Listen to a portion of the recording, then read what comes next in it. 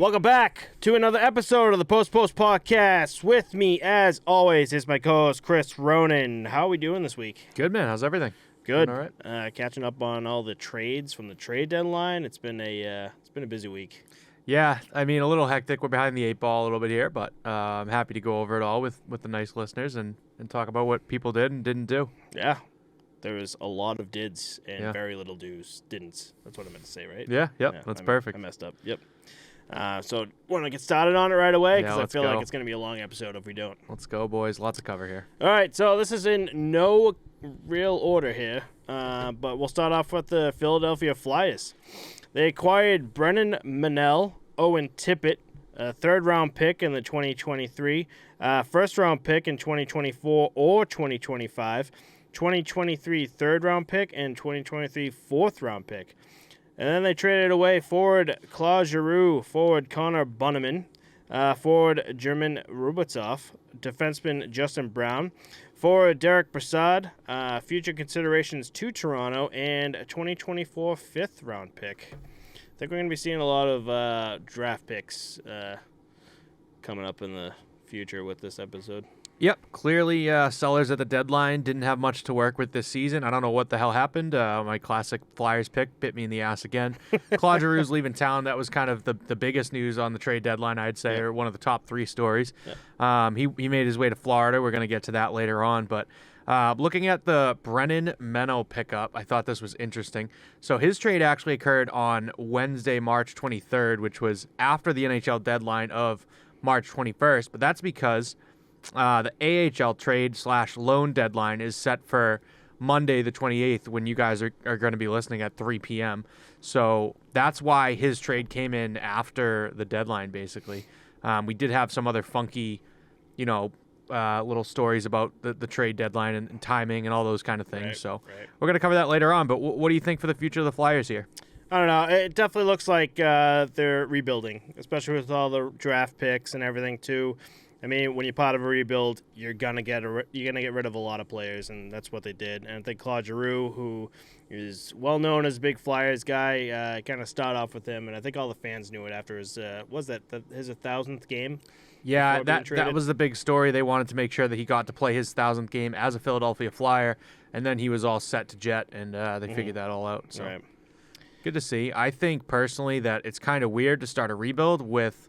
A lot of the rebuilds in the league, you look at, the goaltending, the defense you build from the back out. Excuse me. And I just don't see Martin Jones and Carter Hart as two guys to start rebuilding a team around personally. Nope. Provorov and Ristolainen, they're really good defensively, though. I don't understand why they're not performing that well. Yeah. Provorov, Ristolainen, Travis Sanheim. I think that they looked really good on paper, and they kind of wound up like the Vancouver Canucks of last season. Right. That's how I feel, at least. So I guess we'll wait and see what they do come draft day and see what they do. But, yeah, it definitely looks like, especially from this our point of view, is definite mentality of let's figure things out and reevaluate what we have. Yep. Moving on from that, we have the Minnesota Wild. They acquired forward Nicolas Deslauriers, defenseman Jacob Middleton, goalie Marc-Andre Fleury, future considerations to Seattle, and a 2022 second-round pick. They traded forward Victor Rask, forward Jake McBain, goalie Capo Kakinen, a conditional 22 first-round pick, which is the Fleury deal, the 2022 fifth-round pick, and the 2023 third-round pick. I actually like this move from Minnesota. What was your thought about this? I do too. I think Capo Kakinen ended up becoming like a Darcy Kemper, where they're like fringe goalies. Like, you hear their name brought up all around the league, but like they never really get a job done in a sense. A specific team. Yeah, and I mean, looking at the standings now, they're in second in the Central. They just leapfrogged the Blues with the game in hand, and I think that they're really looking to shore up some physicality for the postseason. And you saw the first game that Deslauriers's in. He's grabbing guys and dragging them around the ice. I'm pretty sure he got on the scoreboard in his first or second game with them as well. So he's definitely going to be a factor. I personally, we talked about this. We can probably get into it later on if you want to. But I don't think that Marc-Andre Fleury picking this team for like a cup run was the right decision. Right. I don't know if you wanted to talk about it or not. No, I'll definitely down to talk about it. it was just a weird move. And I brought up Bill Guerin, and you were just like, it could be that. It could be because he was just saying Fleury came out and said it was close to Chicago, where his family is based now, and he doesn't want them to like uproot again and just move around. And Minnesota is the closest spot. And I think that's the number one reason, personally. I think Bill Guerin definitely had a factor in it. And there's also another person that's on the staff in Minnesota that was with the Pittsburgh organization while Fleury was there, too. Yeah. So a few familiar faces, so that was good to see. But I don't know. I don't think Fleury's the guy that's going to get you over the hump and get you a Stanley Cup. Like, obviously, the numbers are there. He plays really well. But are you really going to bench Cam Talbot and start Fleury? Like, if things go south, yeah, I get it. But If anything, for Cam Talbot, it's veteranism with the goalie tandem right there, where when they get into the playoffs, his Fleury being like, this is how it's going to be, you know? I just think that eventually they're going to get caught up in a 1A, 1B and be like Vegas was with Fleury and Leonard and not know who to start, what to do. This guy let up 4. Is this guy going to be better next game, you know? Yeah. I don't know. I think that's going to end up being an issue for them. Right. And with that conditional pick, I actually have it written down for later. With Chicago Blackhawks. So we'll talk about that conditional pick a little later, which adds another point to the playoffs where Fleury, for the pick that Chicago gets, Fleury does have to start in the playoffs, you know, and get to like a certain point. But we'll talk about that later on. Moving on, we got our Boston Bruins. They acquired defenseman Hampus Lindholm, defenseman Josh Brown, and a conditional 2022 7th-round pick. They traded away defenseman John Moore, Urho Vakinen, forward Zach Senshin, 2022 first-round pick, 2023 second-round pick, 2024 second-round pick, and a 2022 fifth-round pick. So moving some picks here for a team that really doesn't need to rebuild, so kind of making sense. I think in a couple years, I think that these additions bridge the gap of a rebuild. I think as a Bruins fan, I see people getting mad about picks going away, but at the same time, you have the Sweeney 3 that he drafted that were just busts, and everyone else in that round were not. So I think, hell, if you can't draft right, it's terrible, but you move on from your picks and you go with a solid defenseman like Hampus Lindholm. Mm-hmm. I think he was a great sign. As you know, I'm not a very, Bruins positive person. I think I'm pretty negative and pretty critical on the Bruins. With that Boston Bruins shirt you got on. Yeah, I just think that Lindholm was the right sign, and we're going to get to his money deal later on, too. But I really like the pickup. I think it's going to really shore up the defense, and it'll bridge a nice little gap for the Bruins. What do you think? I didn't know how much the Bruins wanted Hampus Lindholm. Like, when they got him, it was like a right-away sign for like a huge deal. It was like, what, 8? I have this on our notes for later on, but it's 8 years, 52 mils, something like that. That's right. It's like as soon as they got him, just like, we got him, man. Like, this is our guy, and it was just an interesting move for me. But you know, when we talk about Bruins, they make moves where it confuses both of us, you know? It's just like, it's what you said, like, it's either going to make or break. And sometimes Bruins makes moves where you're just like, that was actually a solid move. And then other times they do shit and they're like, wait, why the hell did you do that, you know? Yeah, I don't think this is one where you say, why the hell did they do it? Nope. I think that Lindholm was the biggest defenseman to move at the deadline. Yep. And it's awesome to see that we ended up getting him. I mean, we did give away almost like an arm and a leg in picks and other things, but they retained 50% of his salary, and that's a pretty decent trade-off if you ask me. I mean, we're seeing what he could do during that Tampa Bay Lightning game where he was up there in the first line. Yeah, he's already a factor. Helping out with pasta and everything, too. And so that is going to be the top pair defense. It's going to be McAvoy and Lindholm, and then behind that it's Grzelcyk and Carlo. So you really did shore up defense, and I think that's where we were weakest. Yep. So solid move, and I think. Yep. We're going to get to the next one, too. I think, well, actually, we mentioned Claude Giroux already. The Bruins were in the running for that, but Claude didn't want to go there. Didn't want to go. But that would have been huge, and I would have been more mad if they picked Claude Giroux up and did not get Lindholm. You know what I mean? Yeah. Because I think we're pretty good in the sense of forwards. It's really defense that I think we need. And yeah, again, like what you said, we're going to talk about him soon. But I think Claude Giroux is at like the end of his career now. I think now this is his push to maybe push for like a cup run. And I think that's why he's going to our next team. Are you ready for that? Yep. The Florida Panthers, who acquired him. They also acquired forward Connor Bunnaman, forward German Rupsov, Defenseman Robert Hagg, forward prospect Igor Korshkov, 2024 fifth-round pick, and a 2022 sixth-round pick. They traded away forward Owen Tippett, first-round pick in the 2024 or 2025 draft, 2023 third-round pick, and the 2022 sixth-round pick. I feel like they gave away very little to gain a lot here. Owen Tippett is a lot bigger of a name than it seems. It doesn't carry the weight yet, but in the future, it's definitely going to. Yeah. He's going to be a great player for the Philadelphia Flyers because I believe that's where he went.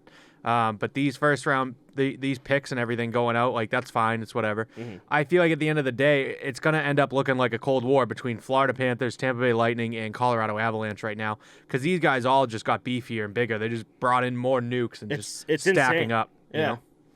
It's like, we're good, but how can we be better type of like mentality, you know? Yeah, and it seems like I'm happy I'm seeing it. I'm not lying. Like, I love seeing this. It seems like some of these teams are kind of shoving their chips in and saying, this is our year, we got to go out and get it and mortgage the future. But I don't necessarily see the Florida Panthers like have done that. You know what I mean? No. I don't think so, at least. So they're looking pretty good. But they are for sure playoff / Stanley Cup contenders for sure. I got quiet. You don't think so? No, yeah, I think so. Okay. Yeah, 100%. I thought you were just like, no. I just think that odds are, at the end of the day, you're not going to see a Florida Panthers Colorado Avalanche mashup. No. You know what I mean? Yep. Just because they're the top seed doesn't mean anything. Anything can happen in the playoffs. Right, It's exactly. crazy. I would love to see that. It's probably what I would like to see personally. God, that'd be so sick. Yeah. Yeah. Moving on for that, we have the Ottawa Senators. They acquired defenseman Travis Hamonic, forward Matthew Joseph, forward Zach Senshin, goalie Michael McNiven, 2024 fourth-round pick, 2022 fifth-round pick, and a 2022 fifth-round pick. Oh, another one. Yep. They traded away Zach Sanford, defenseman Josh Brown, forward Nick Paul, future considerations to Calgary, a conditional 2022 seventh-round pick, and 2022 third-round pick. So a lot more picks here for Ottawa Senators, who, again, are a team that's, I would say, rebuild. Yeah, in the middle of one at least. Yeah, I think they are really riding on Matt Murray to turn his career around and you know get the tires turning and kicking up the mud. Yeah. This Matthew Joseph is actually a really good player. He won, I believe, 2 cups with Tampa Bay. Yeah. But I was happy to see him go there. Yeah. I like the Travis Hamonic. Travis Hamonic's a good pickup. I feel like they got good across the board. You know, they picked up forward D. They knew what they had to do. Michael McNiven was good for the Canadians. Not starter, but like a. What am I trying to say here? What's a good comparison for Michael McNiven? Who's the Never heard of him. Caden Primo or? I'm lost here. I don't know anything about Michael McNiven. Oh no. Yeah. But the only one I really was concerned with was moving on from defenseman Josh Brown, but you got to trade away to upgrade. And I think if you're looking at directly Travis Hamonic to Josh Brown, you know, you got the better player in that. Right. So. Right. That's all I got for them. Yeah, I mean, it's good pickups. It's all trades. It's just a team that's trying to better themselves. That's pretty much what we saw here. Moving on, we got the LA Kings. They acquired defenseman Troy Stetcher, defenseman Frederick Allard, and defenseman Nelson Nogier. They traded away forward Braden Burke, defenseman Marcus Phillips, and a 2022 seventh-round pick. So they picked up 3 guys and gave away 2 in a pick. Yeah, I think pretty quiet for the LA Kings at the deadline, which is okay. They do have the prospect pool. They have one of the top-ranked, farm systems in the league. So it's good to see. I mean, it's really about just biding your time now, and you really got to wait and see where the team goes. Right. You know? Mm-hmm. I did somewhat of a breakdown of them later on this episode. But, yeah, they're sitting there in second place right now in the Pacific. So I'd be curious how the hell they got there, what they're doing, how they're going to stay there. But moving on from that, we got the Vancouver Canucks. They acquired defenseman Travis Dermott, 2022 third-round pick and a 2023 fourth-round pick, and they traded away for Tyler Mott, defenseman Travis Hamonic, and 2022 third-round pick. Making some moves here. It didn't get better, but you're looking at the future. I mean, that's all I really have to say on Vancouver for them. No, I'm with you on that. Moving on to the Toronto Maple Leafs. They acquired defenseman Mark Giordano, forward Colin Blackwell, future considerations to Predators, and future considerations to the Flyers, and a 2022 third-round pick. They traded away defenseman Alex Biega, defenseman Travis Dermott, defenseman Brendan Manel, 2022 second-round pick, 2023 second-round pick, and a 2024 third-round pick. A lot of picks being moved here. But Toronto, they can only do so much with, like, the cap space, you know? They're doing the same thing at this trade deadline with putting Peter Mrazek on waivers to open up some cap space. So Toronto's just trying to find, like, defensemen, too, like Mark Giordano. We're just talking about Toronto. It's like the beer league mentality where it's just offense. That's how we're going to win. And I think they're realizing now it's just like we need some defense in there. And I think Mark Giordano's going to be a good addition to their team. I think more importantly, I think what Mark Giordano is going to bring to the team is a nice veteran presence. He might not have the great playoff experience that you really want, but he's going to shore up your back end and be able to calm down the locker room a little bit when things get a little out of hand and, you know, the Leafs get in their own head. Colin Blackwell's a good pickup. The pick moves aren't that crazy, I don't think, and what you moved on from isn't too bad. So Right. I think they definitely got better. I just don't know if it'll be enough to get them over the hump, and honestly, I don't know what is for that team. Don't know either. Couldn't tell you. They're an enigma. Moving on to a team that can go over that hump. Tampa Bay Lightning. They acquired forward Nick Paul, forward Riley Nash, and goalie Alexei Melnichuk. They traded away forward Antoine Morand, forward Matthew Joseph, future considerations to the Coyotes in the 2024 fourth-round pick. Not giving away too much here, and I think the pickup with Riley Nash is a big move here, too. I don't know. I think that he has kind of fallen to the wayside a little bit, and when it comes to a team like Tampa Bay, what's he really going to be? You know, at best, he's third line, and I don't think you want to mess with that line right now. They're really clicking on all cylinders, so you picked up a fourth-line guy in Riley Nash. Mm-hmm. But I think this reminds me of the LA Kings. They kind of moved a couple small pieces, brought out a couple small pieces. So yeah. Not too much happening there either. They're kind of just ready for the postseason, and they think that they're set with what they got. Yep. I got nothing more to say on this. Tampa Bay is just going to do Tampa Bay things, you know? Yeah, they're just going to three-peat, no problem. Yep. It's their league. We're just living in it. Nashville Predators, they acquired defenseman Jeremy Lauzon, forward Braden Burke, and defenseman Alex Biega. They traded away defenseman Frederick Allard, 2022 second-round pick, and their future considerations to Toronto, which was Alex Biega. That's interesting. Yeah.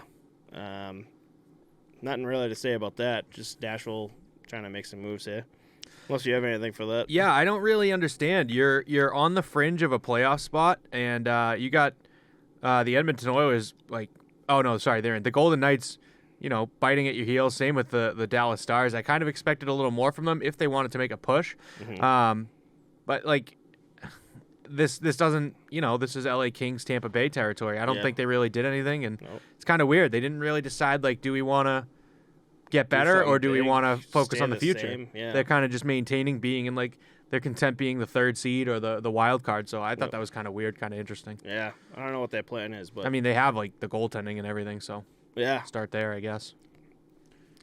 Moving on, we have the Winnipeg Jets. They acquired forward Mason Appleton, forward Morgan Barron, defenseman Marcus Phillips, forward Zach Sanford, conditional 2022 7th-round pick, 2022 4th-round pick, 2023 5th-round pick, and 2 conditional 2nd-round picks in 2022 or 2023 draft.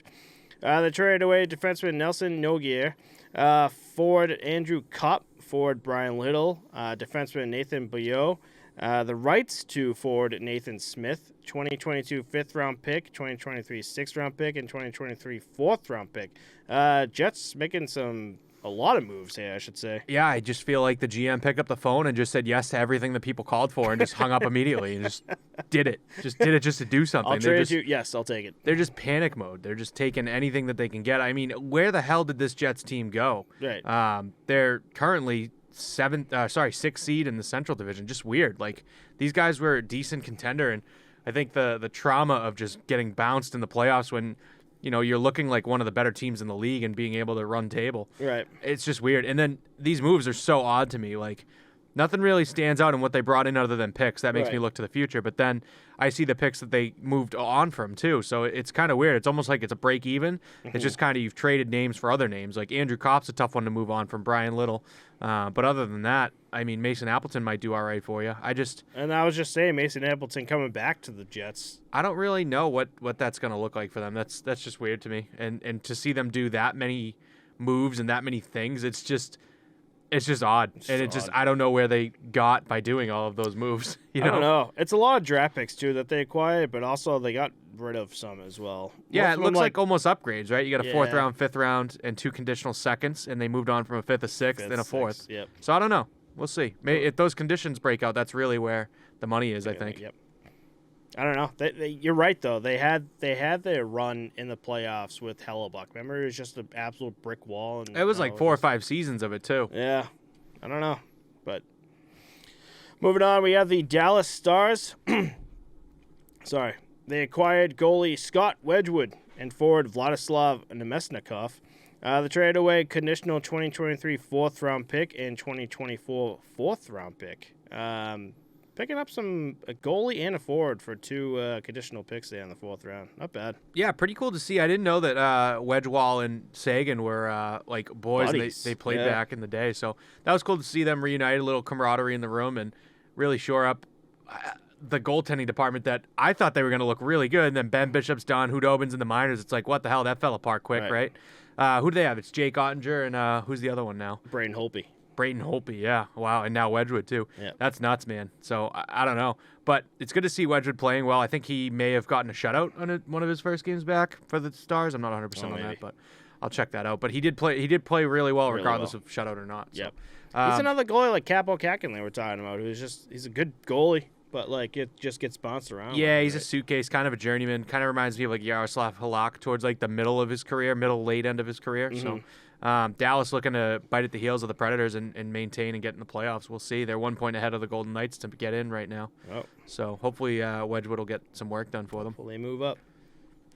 Moving on for that, we got the Pittsburgh Penguins. They acquired defenseman Nathan Bouillot, and forward Ricard Raquel.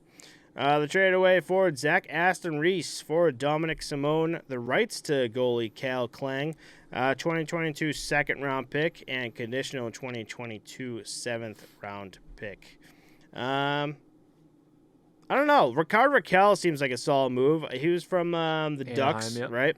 And Nathan Bouillot. I've heard of him. I don't know. What are the Penguins doing here? Trying to do the same thing. We're just like trying to just stay on pace from where they're at, you know? Yeah, I think Ricard Raquel's a really good pickup for postseason and stuff. They moved on from Aston Reese. I kind of liked him. Yeah, me too. They're giving away a lot of assets here, I think. But they are kind of like a sneaky team in the East that I think could, not necessarily upset because they're just behind the Hurricanes. But Right. there's just so many good teams, and I feel like people don't talk about the Penguins as much and consider them as big of a contender as they are. And Yeah. I think they really shored up some stuff here, getting those 2 guys in. But it is tough to see, the future get traded away a little bit with those picks and everything. I think they're not. It's not like a rebuild. They're just trying to find the right pieces. Like It could be soon, isn't it? Malkin and Letang up on contract this year. I'm not 100% on that, but it could be, like, depending on what those guys decide to do. If they walk, I can't imagine they will, but you got to make the money work somehow. So we'll see. But I don't know. Things could turn to shit pretty quickly for the Penguins if things don't go their way. Oh yeah, 100%.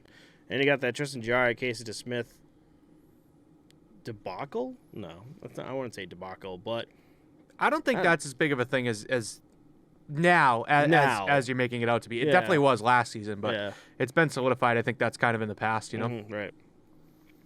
Moving on for the Penguins, we got the Arizona Coyotes. They acquired forward Jake McBain, forward Brian Little, future considerations to the Lightning. The rights to forward Nathan Smith, conditional 2023 fourth-round pick and 2023 third-round pick. They traded away goalie Scott Wedgwood, forward Johan Larson, forward Riley Nash, 2022 second-round pick and 2022 fourth-round pick. My big look here, too, is them giving up the 2022 second round and 2022 fourth round. Just 2 picks for 2 guys and, mainly 3 guys and more draft picks. Fuck it. Fuck it. We're Go playing for it. Playing at Arizona State next year. Who cares? Arizona. Let's just sell. You know what? We're the owners of this team. We have $82 million in cap to spend. Let's just give everyone $750K and just play at the Arizona State and just see what happens. Tank for Shane Wright. Go to like Northeastern University, be like, I'll pay you guys all $750K to play on the team next year. Yeah, let's run revamp the entire team. Let's run an AHL team and an NHL, league. I don't know. It's definitely weird. Seeing Brian Little come in, that's pretty good for them, I think. Yeah. But other than that, not great. I don't know. Future considerations to Lightning, they really didn't do anything at all, if you think about it. And they just gave away Scott Wedgwood. It's like, cool. You gave away a solid backup for Veg Melka. And they moved on from both of their goalies last season, too. It's just fucking insane. I don't understand the Coyotes' mindset. I gave you that weird stat when they first brought Wedgwood in and he got that win. And then eight seasons ago or whatever, the same thing happened. They were on a losing streak, brought Wedgwood in, he gets the win. And then they moved on from him right away. It's the same situation. So weird. I just don't get it. I just don't get the mindset. I don't know. I just got to move on. I feel like I could talk about this all night. Moving on from... No, I was going to say something bad about the Coyotes. Well, Washington Capitals, they acquired forward Marcus Johansson and forward Johan Larsson. They traded away forward Daniel Sprong, 2023 third-round pick, 2022 fourth-round pick, and a 2023 sixth-round pick. Caps making some moves here with a bunch of draft picks getting sold out and picking up Marcus Johansson and Johan Larsson. I like Marcus Johansson. How do you feel about him? Yeah, he's definitely a good pickup for them. They're going to need it if they want to even be relevant in the East. I think that they are kind of sitting ducks when it comes to the other 7 teams that are going to make playoffs around them. Right. Moving on from Daniel Sprong's a little tough, and that's a lot of picks to give away, but they're low-round picks, so not too concerned there. But, yeah, it's good forward addition, forward depth, so we'll see. Then we got the San Jose Sharks. They acquired goalie Capo Kakinen, defenseman Anthony Bitetto. Forward Antoine Morand, 2024 fifth-round pick, and 2022 fifth-round pick. They trade away goalie Alexei Melnichuk, forward Andrew Cogliano, and defenseman Jacob Middleton. Another team that needs to go through a whole revamp, and obviously it's another Western Conference team. Pick a fucking goalie. Just for God's sakes, Martin Jones, Arundel, Melnichuk, Kakinen, We gotta set up the net and set up the defense and work from there, guys. Was Come on. their last actual starter Evgeny Nabokov from years ago? Are they just trying out goalies and just was Antoniemi before or after him? They were a part. They were a partner, right? Niemi was after, right? He was pretty good, I think. Yeah. And I think there was one more that was pretty decent for them, but those are the two that come to mind. Out, Yeah. I just don't get their mindset. It makes you think. I know they were always first round exits, but who was really driving the bus when they were when they had goaltending in the playoffs, Right. I don't know. But yeah, I think moving on from Cogliano is a little tough. He's older now, but you're not really getting anything in other than prospects and a goalie. So no. Let's see, right? Just I don't know. Another year of suck. Well, we got the New York Rangers. Another year of not so suck. They acquired defenseman Justin Brown, forward Nick Merkley. Forward Andrew Kopp, forward Tyler Mott, and 2023 sixth-round pick. They traded away forward Morgan Barron, defenseman Anthony Bitetto, 2023 third-round pick, 2023 fourth-round pick, 2023 fifth-round pick, and 2 conditional second-round picks in the 2022 or 2023 draft.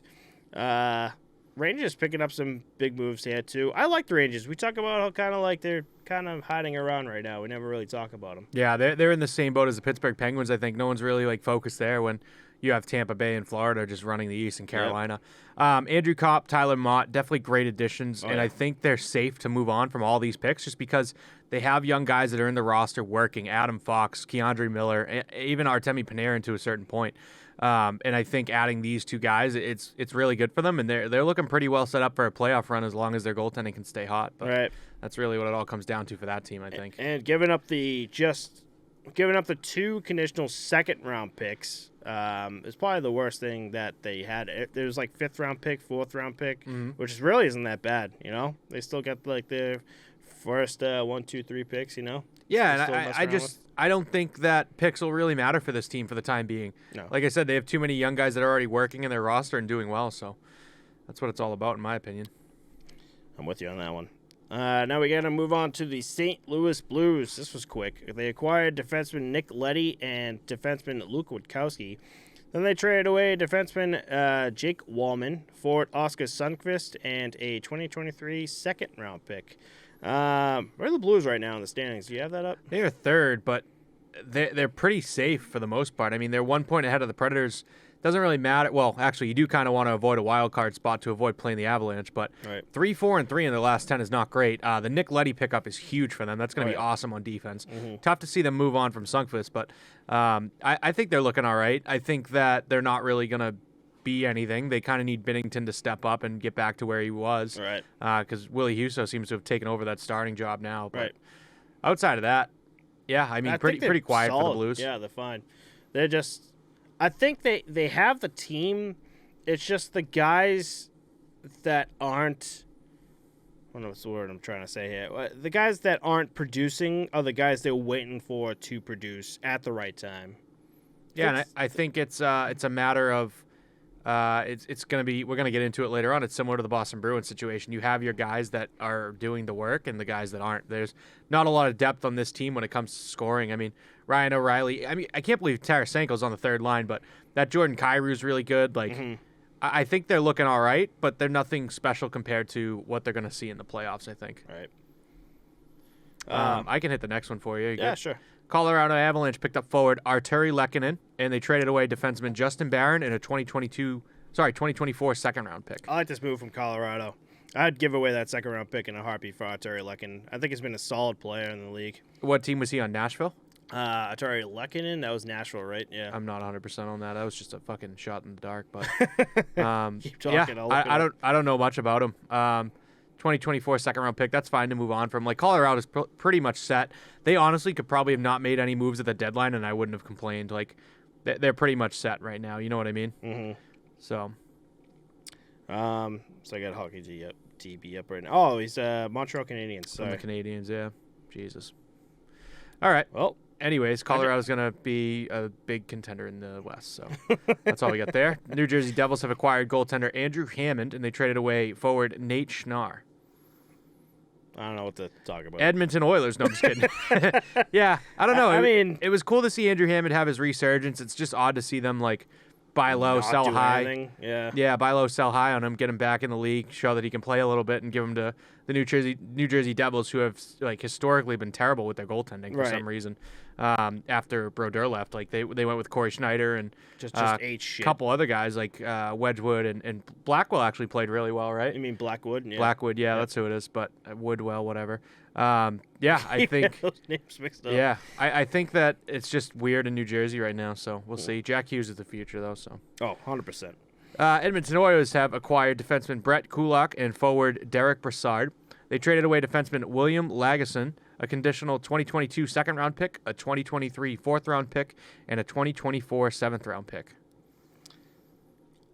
I like it. I mean, Edmonton Oilers, Brett Kulak, Derek Brassard. We talk actually. There was a random thing on Derek Brassard where wasn't he like all around the league? Like most teams, like players that have played on like 6 years. What was it? Nine teams in 6 seasons or something like that. 6 seasons. If or something that's like that. who we're talking about, let me see. I'm gonna check it out real quick. Yeah. Yeah. So he's got a lot of trades here. 2013, 14. So 2016, he moves on from the Rangers and goes to the Ottawa Senators. There for 2 years, gets traded to Pittsburgh. There for 2 years, gets traded to Florida. Same season, over to the Avalanche. Next season, he's the Islanders. Next season, the Coyotes, the Flyers, and now he was traded to Edmonton. So, yeah, that is nuts. It's all over the place. Yeah, all over the map. I thought that was kind of nuts. Derek Brassard's a good addition, I think, but it's just weird to see a guy that gets moved that much. I think we're going to talk about him later on, too, but, like, a Max Domi, I'm starting to think he might be an issue in the locker room or something, like the way that he's been bounced in and out of a couple teams. Right. But I don't know. Defense is definitely a focus in Edmonton, I think. Right. Moving on from picks is a little tough, I think, but we'll see. You know, it's really just those that Draisaitl-McDavid combo, and then take it from there. Yeah, you're right. I mean, nothing too crazy moving on from the picks. It's a second-round pick, and then you have the 4th and 7th-round picks. So they're still doing all right. And I think Edmonton Oilers they have a solid team. They just got the humps. It's all the humps. Toronto. You know? It's Toronto. It's Toronto Junior, I think, is what I see in Edmonton. Yep, 100%. Moving on from that, we have the Calgary Flames. They acquired forward Ryan Carpenter and future considerations to the Senators. They traded away goalie Michael McNiven and 2024 fifth-round pick. Quiet. Very quiet. I think they're fine, safe to be. Yeah, Yep. they're really good out west, and the competition isn't that great. You really just got to worry about Colorado, who you're not going to be seeing in the first round. So that's all right. That's fine. Moving on from that, Seattle Kraken. A lot of moves here, a lot of picks. Get ready for me to say picks a lot. They acquired forward Victor Rask, forward Daniel Sprung, 2022 fourth-round pick, 2023 sixth round, 2022 second round, 2023 second round, 2022 second round, 2023 fourth round, and a 2024 third round. Oof. That's 7 picks. That's they just 7 picked up. picks. That's nuts. That's insane. They traded away defenseman Mark Giordano, forward Colin Blackwell, defenseman Jeremy Lauzon, forward Mason Appleton, forward Marcus Johansson, and future considerations to the Wild. It's almost like the Seattle Kraken knows right away that, like, the year of their debut as a team that they already have to, reset and revamp a entirely different team. I think they didn't get away with what Vegas did. Vegas fleeced the league and really got what they wanted. And I think Seattle really realized that this season isn't it. Let's move on from what we did. And it's just wild to see that a lot of these guys that they're moved on from were, expansion draft picks, like a Jeremy Lauzon, a Mark Giordano, Colin Blackwell too, I believe was a entry draft. But that's a lot of people to move on from and a lot of picks coming in. So this is the team to look out for in the NHL draft. When the NHL draft comes, I'm sure we're going to be talking about the Seattle Kraken and what they picked up. It's kind of shitty when you say that, because we watch the draft and we're like, oh, good. Like, we're not going to watch the 6th round pick and like anything past like maybe the 3rd round. You know what I mean? Yeah. But you don't really realize what these picks become until 4 or 5 years down the line, and you really see. Yeah. And then you have to go back and really analyze what they were traded for. Was it worth it? Things like that. Yeah. So I wouldn't want to have that kind of job. You know what I mean? Right. Like having to look back at the past and be like, all right, the GM did this, and this. Was it worth it? Is he doing all right? Are we eating shit on these things? So 100%. Crazy. They in the draft too comes trades too as well. So I'm sure we might be seeing trades from Seattle Kraken too. Mm-hmm. I feel like this postseason, off-season is where Seattle's going to be doing a lot of work. And guess we'll have to see what happens in the off-season and what they look like next season. It's only up to go, huh? Only up. Only up. Moving on, we got the Carolina Hurricanes. They acquired forward Max Domi and defenseman prospect Tyler Inamoto. They traded away defenseman prospect Aiden Hreschuk. I think I said that right. Hreschuk. Forward prospect Igor Korshkov and a 2022 6th-round pick. I love the move by Max Domi here, forward. But do you talk about maybe is he an issue in the locker room? I mean, that's just that's me reading between the lines. There's no word of mouth traveling around the league about that. It's just weird to see him in and out of teams so quick. Mm-hmm. I think he's going to be a good grit guy, a good get under the skin of the other teams and, back up your studs. Mm-hmm. But I don't know. I'm not a huge fan of him, his game personally. Obviously, he's a great player and he's doing really well. It's just I don't like his style. Like I'd rather have one of the Kachuk brothers than a Max Domi personally. And I look at them very similarly because of their fathers. You know what I mean? Right. So I don't know. I think that this is pretty quiet for Carolina, and that's the way it should be, though. I'm going through. Speaking about quiet. Speaking of quiet. Sorry, I'm just going through all the other teams we still got going on. I'm like, oh my god. Yeah, another team that was really quiet, Buffalo Sabres. They acquired a 2022 6th-round pick, and they traded away defenseman Robert Hagg. So, kind of not a lot of return for Robert Hagg. I was expecting either from the Sabres. Well, what? You expected more moves? More moves, yeah. I don't know. I think the Jack Eichel trade has really paid off. We're going to get into the Buffalo Sabres later on, but Peyton Krebs and Alex Tucker really, getting the job done. So maybe that's what they're looking at, and they're like, hey, I think we'll be all right. But you're right. It was a pretty much a decent surprise to see not a lot of moves from the Sabres. Moving on from Buffalo, we have the Anaheim Ducks. They acquired defenseman John Moore, defenseman Urho Vakinen, forward Zach Aston Reese, forward Dominic Simone, the rights to goalie Cal Klang, 2022 second-round pick, 2023 third-round pick, 2022 first-round pick, 2023 second-round pick, and 2024 second-round pick. They trade away forward Nicholas Delorier, defenseman Hampus Lindholm, and forward Ricard Raquel. Those are big names, by the way. Delorier, Lindholm, Raquel, probably biggest names to give up right now that I think I've seen in this trade deadline. Yeah, I was kind of baffled. I was like, holy crap, these guys sold the farm and got everything they could out of, the players that they traded. Yeah. Like, that's awesome. That's huge. And I also was kind of shocked with how many picks they picked up, where they're also like very highly ranked when it comes to the farm program that they have. Yeah. I mean, when you have like a Trevor Zegras on your top line, Adam Henrique, I haven't heard his name all season, I feel like. So they're getting very young here, or they're trying to at least, but Kevin Shattenkirk's their third-line defenseman. I don't know. I think this team has hope in the future, and these picks are going to be what gets it done. My 10-year cup prediction for them is probably not looking as good now that I'm looking at this, but I think you were all over the Ducks earlier. No, I think I still am. They're on an 8-game losing streak, which is fucking brutal, but I think they'll get one in the next 10 years, but it's just it's awesome to see how much they got for those three guys as well. End my statement, I guess. You might see it 10 years. Oh, I think I will. This would be the move. But it was kind of nuts to see. I didn't expect them to make that many moves. Right. Moving on with the Chicago Blackhawks, they acquired conditional 2022 first-round pick and a 2024 fifth-round pick. Then they traded away goalie Marc-Andre Fleury and forward Ryan Carpenter. Now to go back to that whole conditional first-round pick with Marc-Andre Fleury, in that condition, in the event Minnesota advances to the Western Conference Finals and Marc-Andre Fleury is the winning goalie of a record in a minimum of 4 games in the first and second rounds combined, Chicago will receive Minnesota's first-round pick in the 2022 draft. In the event neither condition is satisfied or only one condition is satisfied, Minnesota will instead transfer their own second-round pick in the 2022 NHL draft. Weird condition. Yeah, it's almost like they're saying you have to play Fleury. Yeah, I think that is a. I've seen conditions before, but this one's definitely weird. Putting a specific number on postseason wins is kind of odd. And I don't think... I just had a brain fart, by the way. About what? I think this condition started with... I get it's like a trade, but does trades have anything to do with like a player's...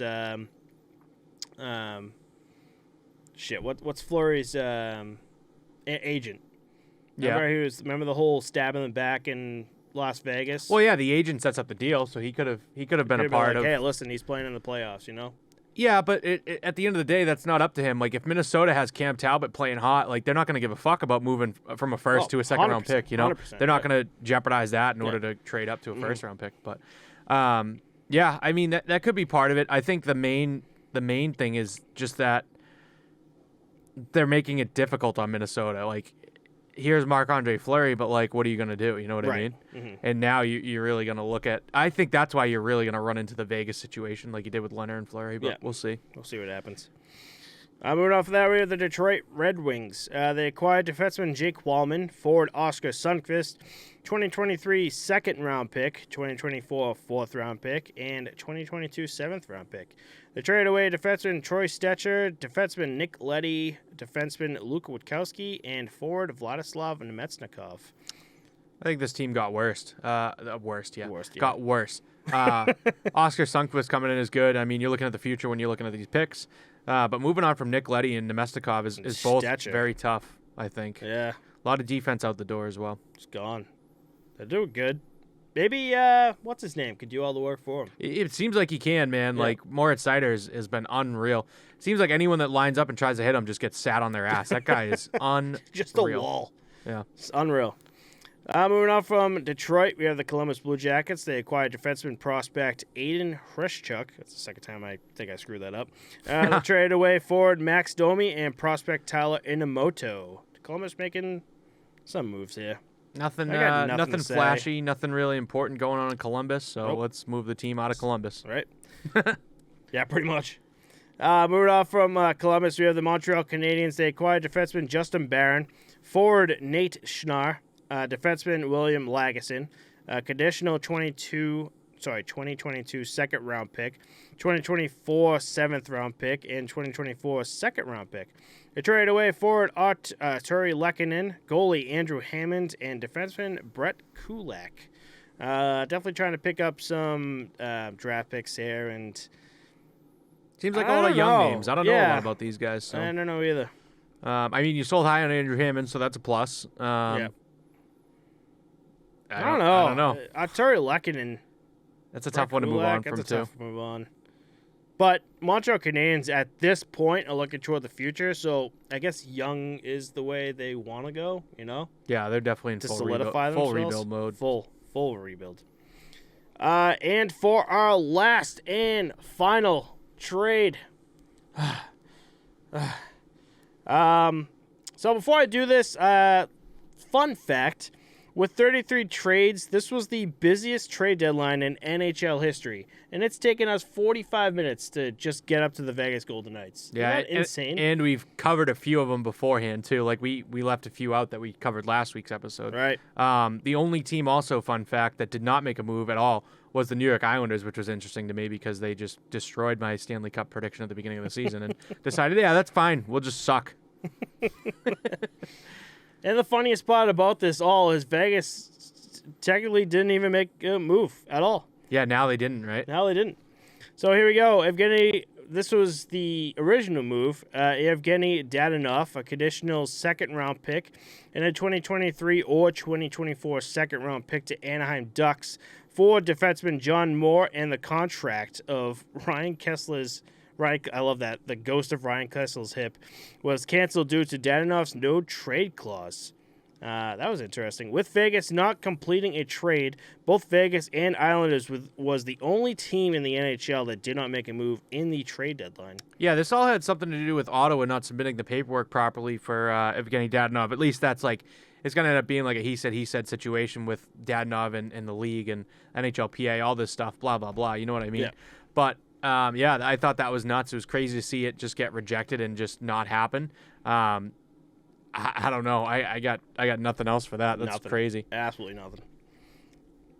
It was just funny to see because it happened, especially Dadonov, such a big name. We saw it. I sent it to you, sent that information to you right away, and within probably the next day, we got something that said, "Oh, that trade might not go through," and like, what the hell are you talking about? And then we found out no trade clause. Yeah, I think Dadonov used to be a big name when he was in Florida. He kind of like didn't do too well in Ottawa and really didn't revamp his career as much as we expected in Vegas. Mm-hmm. And who was it that was there was a trade deadline move that went through at exactly 2:59? Was that Max Domi? Max Domi.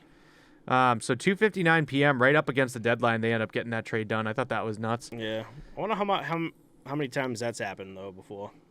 Yeah, I'm sure it has. I think back in the day, you know, before technology was as good as it is now, there's probably been trades that happened at 2:59, and then, you know, it had to be written, set in stone, all set, and then you don't find out about it for another few hours, you know? Right. Or even yeah, you're right. Everything's so quick now. Yeah, I don't know. It's crazy. All right, so that was the trade deadline. I had a insanely busy week with that. So that was fun. But because I knew it was going to take up most of the episode, we do have a few more stuff that we do want to talk about. Normally, we do signs, and we got a few other topics that we do want to talk about. Do you want to do the signs, or should I do the signs? Yeah, I can tackle them for you. Arizona signed goalie Karel Vejmelka to a 3-year, $8.17 million contract. Good sign for them. They're shoring that up. That's their guy now, it seems. 100%. Islanders have signed forward Cal Clutterbuck to a 2-year, $3.5 million contract. I always thought Cal Clutterbuck was a defenseman. He's a forward? He's a forward, What a jackass I am. That's a good sign, though. I like him. I'm glad to see him still kicking around the league. Yeah. The price isn't that bad when you look at it. 1.75 AAV. You really give him an extra mil. And I think he's toward the end of his career. yeah, and his name, you know, earns that extra million, I think. The Senators signed goalie Anton Forsberg to a 3-year, $8.25 million deal. That's their guy, I'd say, right now, right? Yep, right now. Him and Matt Murray. And then the Bruins have signed defenseman Hampus Lindholm to an 8-year, $52 million contract, which we talked about, 6.5 MAAV, I think. Something like that, yeah. And then forward Jake DeBrusk to a 2-year, $8 million contract. So that was to, I'm putting you on the spot because I totally forgot to write notes on this, but wasn't that to help trade him? Yeah, so basically I think that they were looking at offers at the deadline and saw that, nothing's really like worth our while here, and you're really performing well for us right now, DeBrusk. So if we agree to sign you to this $4 million AAV, your contract's locked in. This will make it easier for us to trade you at the deadline, and you don't have to go to the market and try and find something yourself. Now your number's set, and teams don't have to worry about dealing with contract stuff with you. Right. So you're set at $4 million. We'll get through the playoffs. You're playing really well the line you're on. So let's see if we can make something happen. And then come the offseason, we'll look at it again and see. Mm-hmm. And I mean, maybe he'll increase his stock in the playoffs, or maybe it'll go down. But at the end of the day, if his stock goes down, he's made himself $4 million, and I think that's good money for Jake DeBrusk, personally. 100%. So I have a signing breakdown for Toronto, especially. Toronto put Peter Mrazek on waivers, which he cleared. In that process, they signed goalie Harry Sateri to a 1-year, $750,000 contract, but he had to clear waivers coming in from the KHL. While on waivers, Arizona claimed him after needing a goalie from trading Scott Wedgwood at the trade deadline. Harry Sateri played 38 games for the Sibir Novosibirsk, where he went, I think I nailed that. I think you did too. 14-16, where he went 14-16-5 with a 2.02 GAA and a .926 save percentage. Toronto GM Kyle Dubas said Mrazek was placed on waivers to clear some cap space before the deadline. Mrazek is in the middle of his 3-year, $11.4 million contract. With Toronto, he played 18 games with 11-6-0 record, 3.39 GA, and .885 save percentage. Not looking good for Mrazek. Dude, that's nuts. His stats are so shit, but he's getting 11 wins out of 17. That's really good. You know what I mean? That's what it is in Toronto. It's so weird. Also odd that he did clear waivers, right? Is that what it is? Yeah, he cleared waivers. No one ended up picking him up. Yeah. And then Arizona just swooping in, taking that guy from the KHL, Sateri.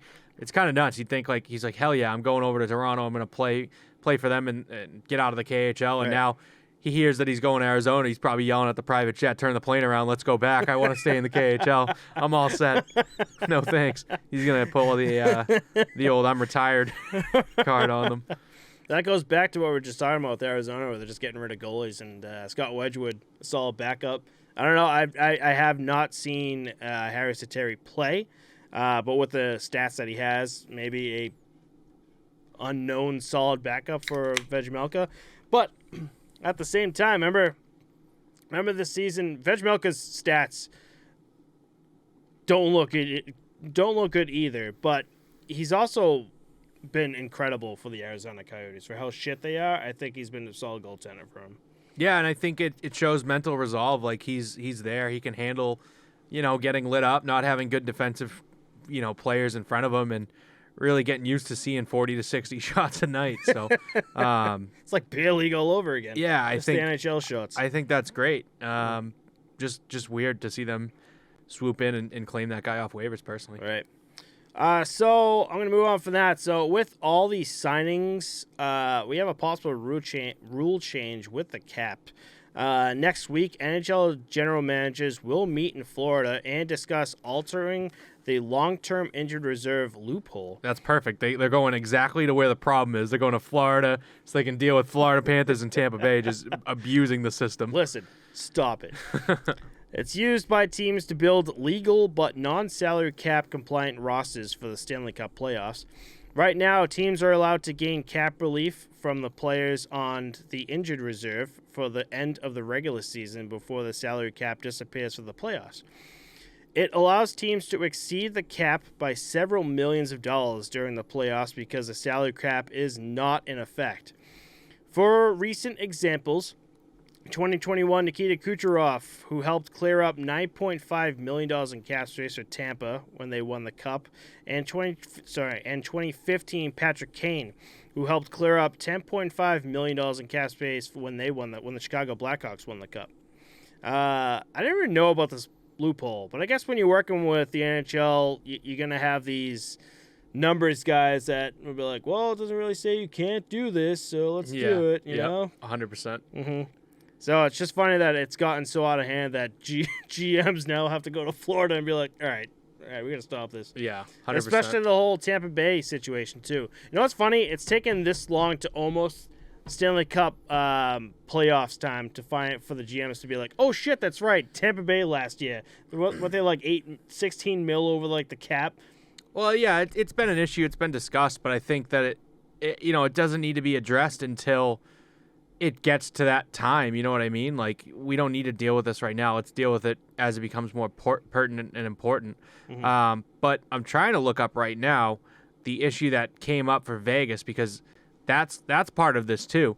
With the Dadonov trade being revoked and not going through, 2 players are on LTIR for them that cannot be activated right now. And if they do, that puts them like 14 mil over the cap, and you can't make any trades right now. So you have to put a guy on waivers and basically just gamble and hope that no one picks him up.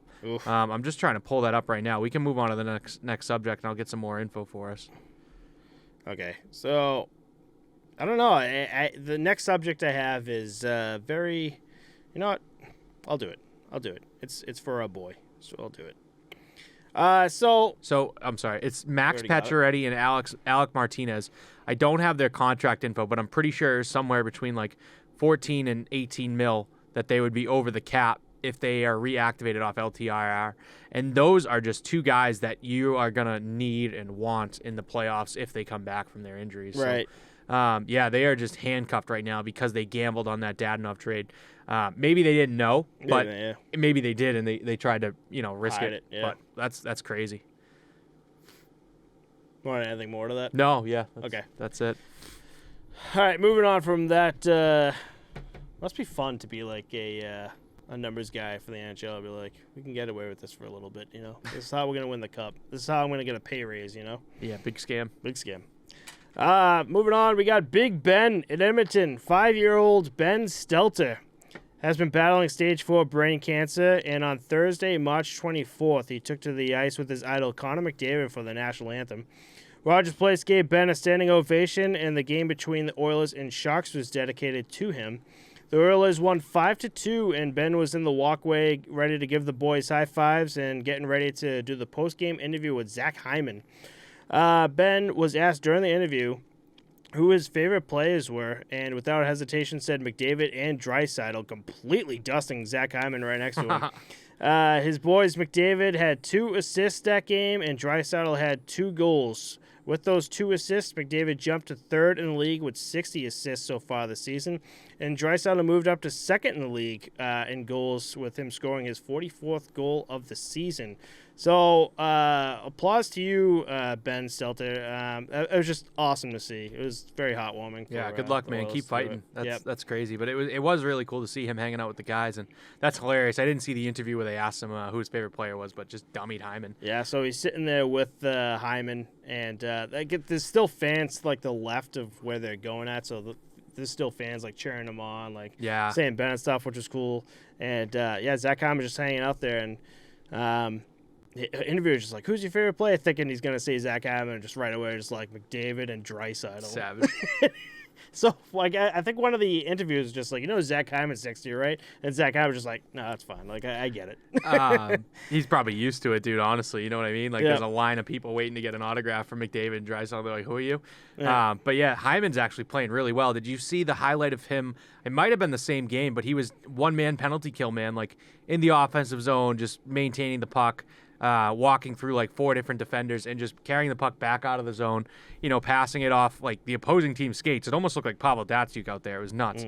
But he's just killing a penalty on his own. It was a solid like 45 seconds of puck possession and just dummied the other team. Little number stat here for you too. McDavid with the 60 assists this season. That's his 6th season in a row getting 60 assists. Good God. Only player to ever have more consecutive seasons with that ahead of him is Wayne Gretzky, who had 12 straight seasons of 60-plus assists, and McDavid now has 6. Wow. Yeah, so he's got a long way to go, but I think he could get it done. You're a big name when you can put your name next to the great one, Yeah. He's still got ways to go. But, I think down the line, barring season-ending injuries and all that shit, we're gonna have the argument of who was better, McDavid or Gretzky at the end of the day. You know what I mean? Yeah. I don't want to get into it now today. I don't even want to talk about it. Like, we gotta wait and see what his career brings him. We don't even want to talk about Ovechkin. We have Ovechkin news. You're just like, dude, I'd rather not. Yeah. Just let it roll out. You know. Yeah. But from us to you, Ben Stelter, keep fighting, bud. I just love seeing this, you know. I hope everything goes well, you know. Moving on, we have here we go. I have a Kings and Buffalo Sabres breakdown. So I asked myself, how are the Kings second in the Pacific? And I'm going to do a little breakdown on that.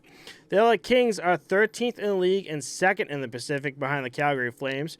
Calgary with 84 points, Kings with 79, and Edmonton with 77. Very close. There are currently 6 wins and 6 losses for the month of March, possibly goaltending. 36-year-old Jonathan Quick is having a bounce-back season. He's played 37 games with a 17-12-8 record. That's a shit record. Yeah. 2.65 GAA, which is 18th in the league, and .909 save percentage. Those 17 wins put him 22nd in the league in wins. These stats for Jonathan Quick are actually the best he's had in 4 seasons. Woof. Yeah. 27-year-old Cal Pedersen has played 29 games with a 17-10-1 record, 2.65 GAA, which is tied with Quick as 18th best, and a .902 save percentage. Pedersen is also tied with Quick in wins with his 17. Their top 3 scorers, Adrian Kempe with 28, Philip Deneau with 21, Victor Arvidsson with 18, and their top 3 in assists are Anze Kopitar with 39, Trevor Moore 28, and Drew Doughty with 24. The Deneau and Arvidsson pickup really paying off here, having those two as 2 of your top 3 scorers. Oh, yeah. That's awesome. 100%. The 5th most assists on the team is defenseman Sean Durzi. Defenseman Sean Durzi. Look that up. I'm going to put a photo of him right down there because I texted you today about him. With 20 assists, Durzi has 2 goals and 20 assists in 48 games played. Half of those assists come on the power play. Speaking of power play, their top 3 power play scorers are Anze Kopitar with 6 goals, Arthur Kayev with 6, and Drew Doughty with 4. Unfortunately, this team is missing 3 big players due to injury. Dustin Brown with an upper body injury, who has 8 goals and 17 assists this season. Brendan Lemieux with an undisclosed injury with 8 goals, 3 assists. And Drew Doughty with an undisclosed and 7 goals, 24 assists.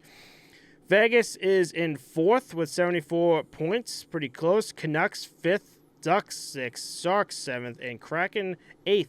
Possible luck with this crappy division, why they're in 2nd? I don't know about luck, but I think just in general, the division is fucking brutal right now. Vegas, for some reason, 3-7-0 in the last 10. They are just falling. Edmonton turning the season around a little bit. They're at 77 points. It is surprising to see them ahead of Edmonton, but it's also not, because think about the goaltending issues that Edmonton had and all the shit that's gone on there. The Canucks are trash, and just it's not a great division at all. Like, no. It's not good. It's kind of like understandable that the Kings are up there. Honestly, 2nd place was surprising, but then you look at the other teams that they're competing against, and it's That's like, what I'm saying. Well, not so much, you know? We talked about this last week, and this is why I want to do a breakdown of it, where just like I was going through like the standings, and I saw Kings 2nd in the Pacific. Like, whoa, where the hell did they come from? I think goaltending has nothing to do with it. If you're looking at their records, right? Quick 17-19 with the wins. The GAA looks nice, but the rest of it's not great. I mean, he's 18th in the league too. 22nd in the league with wins, like you said. Same thing with Cal Peterson, basically identical stats. Right. I don't think it's the goaltending. I think getting that production out of Deneau and Arvidsson is huge. And Sean Durzi, this made no sense to me. Why is he your 3rd pair defenseman, but he runs the power play? Like, I don't get it. It just makes no sense. He's your bottom guy. Why wouldn't you bump him up to the first line? And he's crushing it on the power play, by the way. Yeah, and I don't know. I just think it's going to be weird if when those guys on injured reserve come back. Like, what are you going to do? Does he go down? Does he move up in the lineup? Like, we'll see. But it's good to see him getting up, getting active, and I think that LA will be a first-round exit, and that's all I got to say. I'm 100% with you. I think Edmonton's just going to get their shit together come playoffs, and the Kings aren't going to be able to. No. That's going to be a quick series if they end up playing. That's going to be 4 games. If they end up playing, it could shake up. We still got 15, 20 games left in the season, depending on who's. Vegas could come around. Yeah. Yeah. Yeah, that's what I mean. But I don't think Vegas would end up having to play them because Yeah. If they do, they would just swap out and wouldn't have to play each other regardless. Right. We're going to move on to some funny news that you sent me, which I was kind of dying at. Kevin Weeks, throughout this entire week with, like, the trade updates, was everywhere. Like, he was, like, stopping on the highway on, like, the side road, going, like, selfie to be like, this is what's going on. He's, like, in some closet in the NHL Network. He's on NHL Network. Thought it was funny as In shit. his hotel room bed. Like, His that hotel guy room had to bed. work, like, 48 hours straight, I bet, just going over trades and it's breaking news, so he's got to be the guy to break it. You know what I Right. mean? He's the NHL guy. Yep. I thought it was hilarious. He was probably just getting sick and tired of being like, breaking news. He's got one where he's got a legit fucking trash can on his head. You know what I mean? That was hilarious. I was like, what is this? But yeah, Kevin Weeks is the man. I loved seeing that. I love thought it was Weeksy. great. Yep, I love him. I think all the players do too. I miss, although I don't have NHL Network, but you know, like post game where just like they have players throwing the mic and they get to talk to like Weeksy and everything. Yeah. It was just so funny, especially back in the day when I had NHL Network. All the players would be like Weeksy, you know, just like they all know him, love him. Yeah, it seems like TNT's kind of taken that role over, and it seems like Biz is that guy now. Yeah. And I think it's funny, you see guys that almost forget that they're mic'd up because they're talking to Biz, and they're used to talking to him on Chicklets, getting interviews, or even just like shooting the shit with him because he's such a casual guy, and just they end up dropping swears and swearing on air like Marshawn did, and even Biz is doing it on TNT. I texted you a few times, like, FCC's going to shut these fuckers down soon, man. Dude. He's talking about Jeremy Swayman giving a little titty bounce for the boys. He said, what else did he say? He said something about, he said he almost shit himself when he saw Evgeny Malkin's signing bonus. I was like, Jesus Christ. Oh, my God. What was his name from NHL Network that was just like, we already need a swear jar out here? Oh, who is that? Is it? What the I hell's forget his name. name? Owen? No. I can't remember his name. Yeah, I I'm putting can't him on either. the spot here, but how long before he's fired? You want to put some bets on there? I don't think he'll get fired. I think he'll get like a stern Let talking go. to, like, Jesus Christ, dude, come on. We need you on here because people love it, but we can't have this. Right. Enough of the pink Whitneys. Oh, yes. This is the second to last thing that we have to talk about. I think and, it's Liam McHugh is who I was thinking of. Oh, maybe. I don't know why I get the names Owen and Liam mixed up for some reason. How do you feel about this Jets fan just cup farting his girlfriend? That was fucked up and disgusting. I'm not a fan of it. I don't find fart humor funny. I'm not a child. It's not that funny to me. The only reason why I found this funny that it's just like this camera's all over the place and it picks up the craziest shit. Like, you think you could do something in an instant and no one's looking at all, and an NHL game with tens of thousands of people are watching you literally cup fart your girlfriend with a Blackhawks jersey.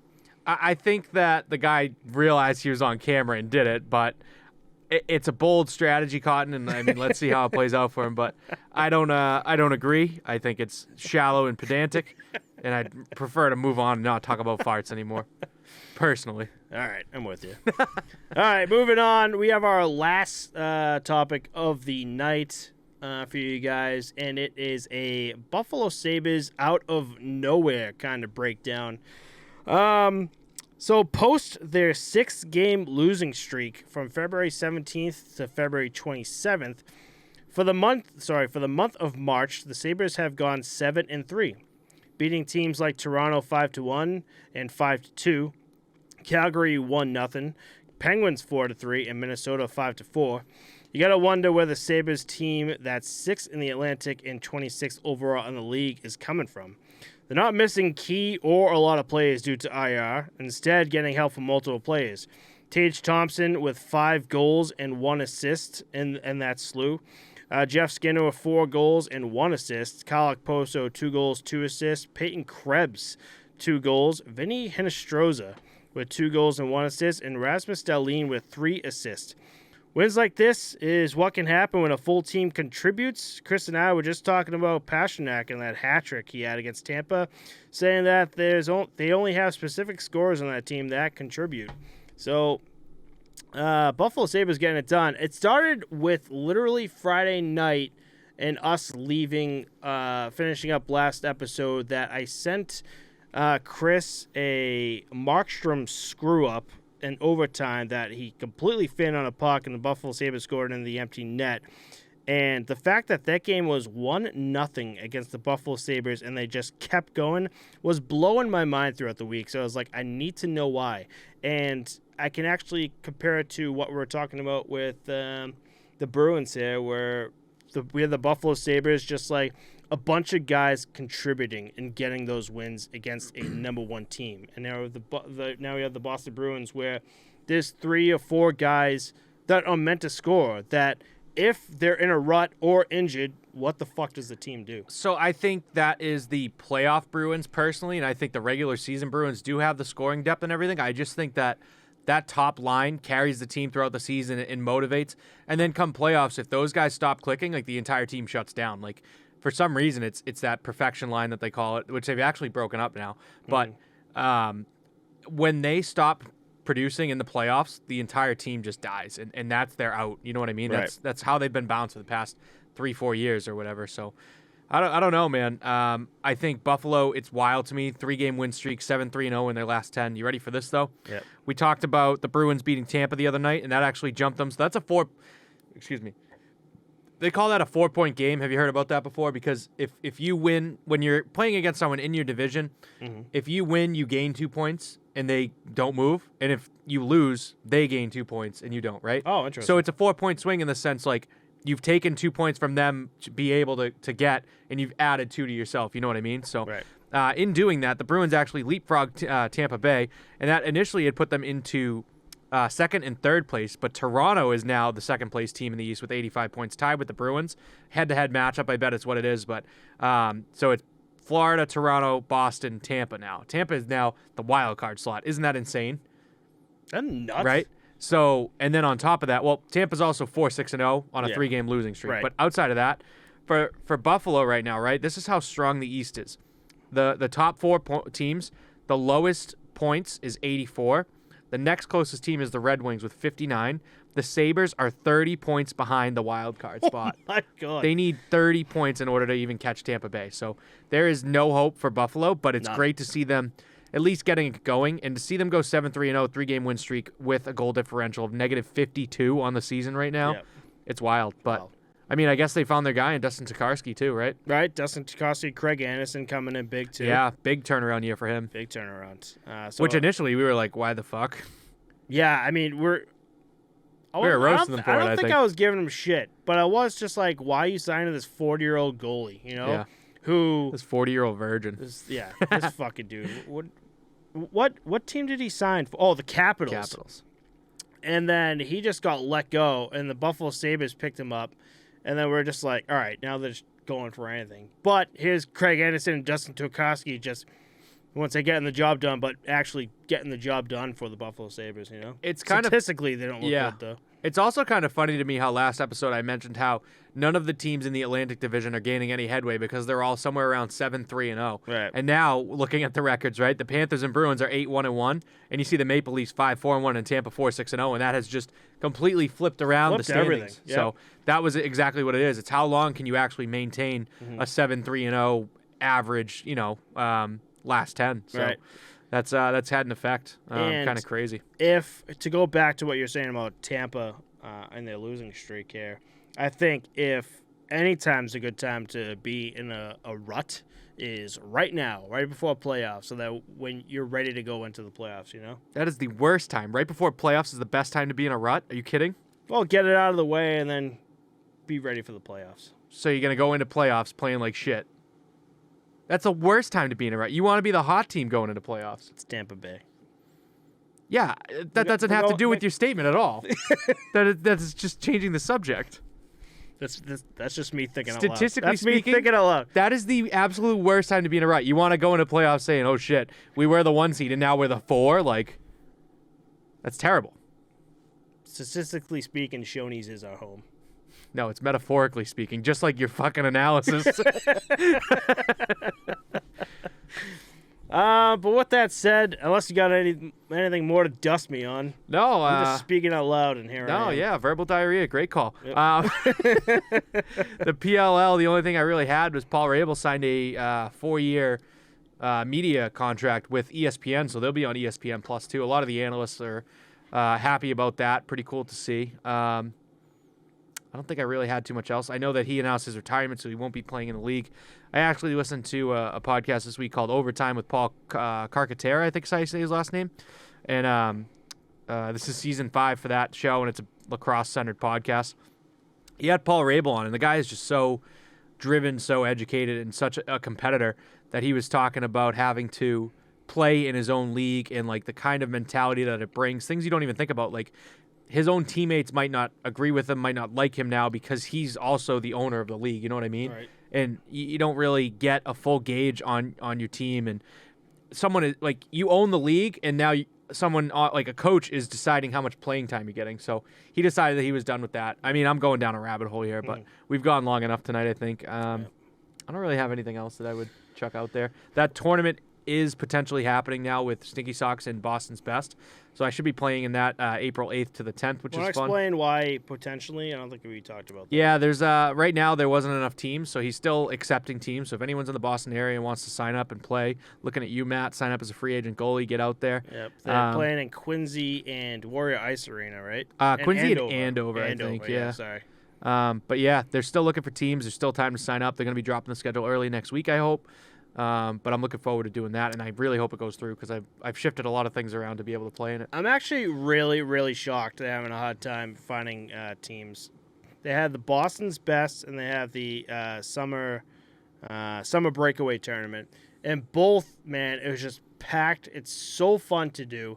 You're sitting out there in the parking lots, you're grilling, you're having beers, relaxing. There's just a bunch of guys just hanging out. Great time. That's why I'm so shocked, man. I did it for years, and when you were telling me they don't have enough teams, I was like, wow. And also, I was talking to the guys, and they mentioned that a few years ago, this was probably after you played in it, it got a little too rowdy. I guess there were fights in the parking lot. Like, now there's, like, no drinking. They have, like, a police detail, and, like, I'm like, dude, that's no fun. Like, I didn't sign up for this tournament to not drink. You know what I mean? Like, I want to grill and have fun. I didn't know about that. So we got a couple guys that live in Quincy. One of them's got, like, a rooftop deck, so I think we're going to go there and chill. Nice. Between games. But, yeah. Go to Grumpy White's. That's closed. Gone, bro. I was initially a little disappointed about the no drinking, but that'll be fun. I'm more disappointed about Grumpy White's not being there. It's been gone for, like, a year and a half, 2 years now. That's COVID years, buddy. Like, the past 3 years has, like, been a week, you know? Yeah, I don't know about that. It's been a fucking grind. Very slow grind for me. Last thing I do want to talk about before we take the shot is I am, like, 2 episodes behind with Mic'd Up with Matt, and I'm going to take my time with that. You guys are going to get that late. I'm going to keep recording, but it's just going to be late posting them out. We're going to keep doing the podcast, but... just to let everyone know, I am moving when this drops Monday. I'll be moving that Thursday back with my parents. So I'm in the middle of packing and moving around and stuff. And I'm realizing how easy it is to just keep pushing out content when you have a full team with you of editors and stuff. And when you're doing it with just the two of us and editing Mic'd Up with Matt by myself, you realize how difficult and time-consuming it can be. So when I am all settled after moving, you guys will be getting all the content rolling out. But I'm going to take my time and move and settle in. So that's my update. Oh, and you're going to get a website, by the way. I found a website. Nice. A website to make a website. I started it, and I figured it out. So, again, once I move in, I'm going to finish it up and get things moving. Cool. Yep. But with that said, you want to do this Soko? Yeah, we're all done, Big baby. move. Finish the bottle. Big move. Finish the bottle. Get that shit out of here. Yep. Never buying that again. Nope. It's one of those bottles just like, once we finish it, it's gone. Now I got to figure out what we're going to do next week, man. The liquor's not looking so good over there. I'm not very interested I got in anything. this Jack Daniel's Tennessee Honey Lemonade mixed drink that was awful. And I did the absolute Bill Burr chug it and be like, yeah, it wasn't that bad. Savage. Cheers, buddy. Cheers. Oh, God.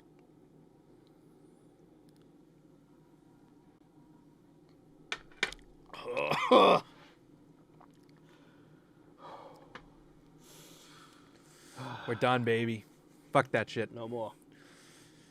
We're going to have to take out that Baijiu next week. Did you hear, actually, that Mayor Quincy is looking to ban nips? I heard that. Yeah. So it actually might go through. I thought it was just Wareham, and I was like, those guys fucking ban everything. It's not going to happen. And then I heard that Chelsea, Massachusetts also banned them. And funny shit. So ruining lives left and right. What? By taking nips away? I think they might be helping a little bit, but that's subject for another day. Chelsea, when they banned the nips, they actually banned single beer sales as well, like the big 24-ounce cans and single 12-ounce, like a regular-ass can, you know? So what the liquor stores in Chelsea decided to do, like, you know the little plastic rings that they put six-packs on? Yeah. They cut them like this, and they're selling two booze. beers at a time. Get I was like, fucked. that is so funny, dude. So yeah, it'll be interesting to see. I really hope it doesn't happen. Personally, I just would rather have options than I had not. to find out a hard way through you that because I'm going to be moving back to Dorchester, so I've been around there. And before Wednesday or this, I asked you if you wanted nips, and so I went to the Dorchester Packy store, and the woman looked at me like I had 10 heads, and I was like, "You have any nips?" She goes, "No, we don't have nips. What are you talking Why about?" don't they have nips? Because it's Boston. You were telling me it's Boston. They don't do nips. No, they do nips in Boston. I haven't found any.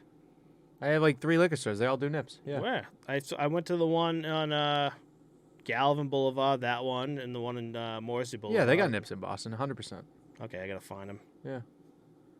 Interesting. Yeah. I thought you were just saying Boston, no, because there's gonna be nip bottles all over the place. And Yeah. it's gonna be Chelsea and Wareham, and now Quincy's thinking about doing it. interesting. Yeah. All right. Well, I learned something new today.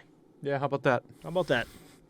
Want to call us out? Thanks, everyone, for listening. If there's anything you want to see us cover next episode, let us know. Our links are in the description, and we'll see you all next week. Bye, guys. Peace.